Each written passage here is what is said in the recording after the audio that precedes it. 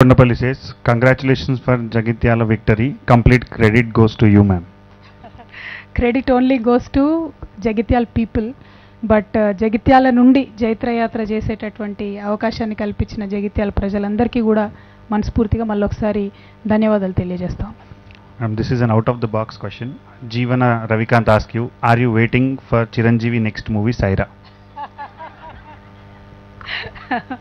Of course I'm a Chiranjeevi fan. So కొత్త movie ఏది వచ్చినా కూడా ఎగ్జైట్మెంట్ ఉంటుంది, డెఫినెట్గా వెయిట్ చేస్తాం.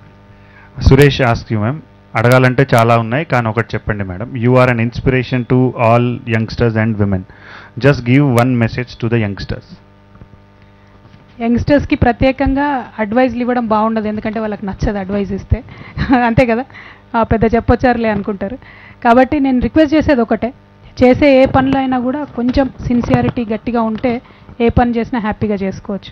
ఇప్పుడు ఒక ప్రాబ్లం ఏమవుతుందంటే, మన చేతిలో ఉండే సెల్ ఫోన్తోని ప్రతి నిమిషం ఒక నోటిఫికేషన్ వస్తుంది. సో మనము అమ్మతో మాట్లాడుతున్నా, చదువుకుంటున్నా, దేవుడి పూజలో ఉన్నా, గుళ్ళో ఉన్నా, ఎక్కడున్నా కూడా ఆ నోటిఫికేషన్ డిస్టర్బ్ చేస్తుంది మనని. So too much of technology intervention and interruption probably is not good. Technology is very good, I'm ardent supporter. యూత్కి ఒకటే చెప్పేది నేను, దాన్ని స్ట్రీమ్లైన్ చేసుకోండి. నోటిఫికేషన్ ఆఫ్ చేయండి, గంటకో 2 గంటలకో ఒకసారి ఫోన్ చూడాలని ఒక రూల్ పెట్టుకుంటే ఆటోమేటిక్గా మిగతా పని కాన్సన్ట్రేషన్ అంతా కూడా జరుగుతూ ఉంటుంది. Because that is working as a distraction. అది మనకు హెల్ప్ చేయాలి యాక్చువల్గా సెల్ ఫోను, కానీ అది మనల్ని ఇంకా ఎక్కువ డిస్ట్రాక్ట్ చేస్తున్నట్టు అనిపించింది. ఇది కూడా అడ్వైజే, నచ్చకపోతే వదిలేయండి, కానీ నచ్చితే మాత్రం ఫాలో చేయండి. ఎందుకంటే చేస్తున్న పని మీద ఒక గంటనో 2 గంటలో ఫోకస్ని మన చేతిలో ఉన్న ఇన్స్ట్రుమెంటే డిస్టర్బ్ చేయడం అన్నది it is not correct. Thank you. Madam Nagaraju asks you, ma'am, as a women MP, how do you address the Me Too movement in India?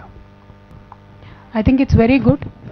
It takes a lot of guts for a woman to come out and share what women in Me Too movement have shared.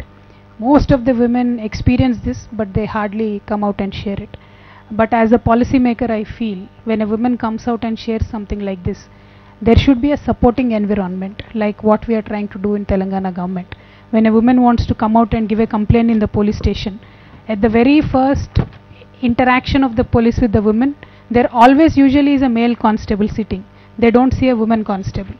So in Telangana government we have made a conscious decision that every police station both a female constable and a male constable should be sitting.